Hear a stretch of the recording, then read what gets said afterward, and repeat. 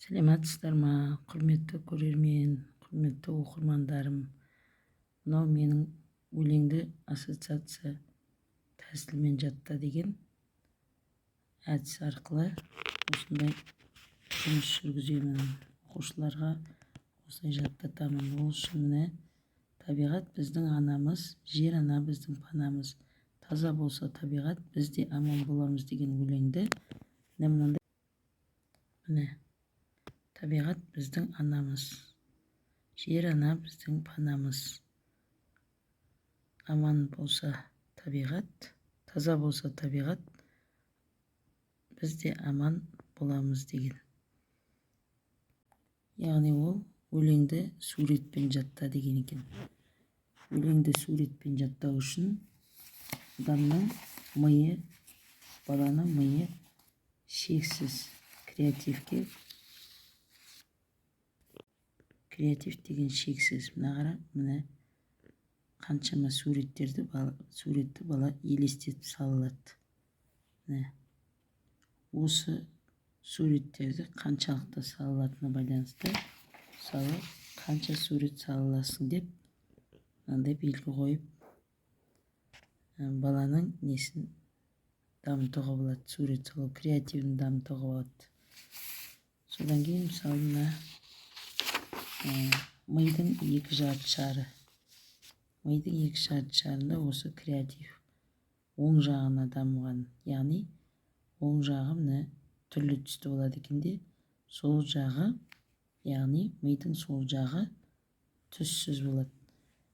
Неге десең, сол жағы деген сөз, мысалы біздер күнделікті жұмысымыз, таңертең ұйқыдан тұрамыз, бүйтеміз, сөйтеміз, сабаққа барамыз. Күнделікті бір қалыпты өмір.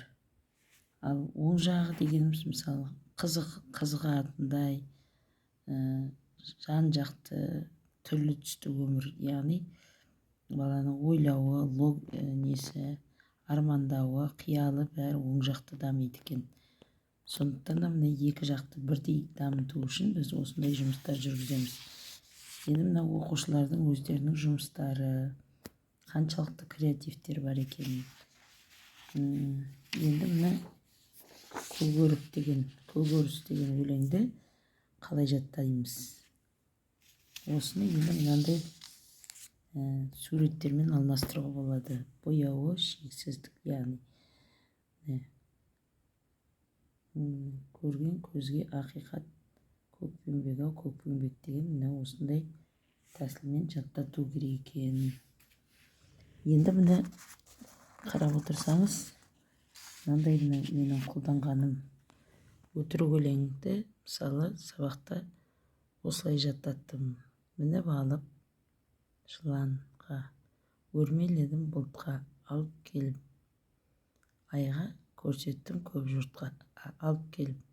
Мініп алып жыланды, өрмеледім бұлтқа, алып келіп айды, көрсеттім көп жұртқа деген екен. Енді кешегі сабағымызда міне бұл оқушылардың айтып атқанындай мынандай не жасадық. Яғни ассоциация. Міне ертіп атам тауға барды. Көрдім таудан жатқан қарды. Таудың іші қалың орман, аң мен құсқа пана болған деген. Осындай қылып жаттатуға болады екен. Енді ертеңгі сабағыма мындай ассоциация дайындап қойдым. Яғни бұнда да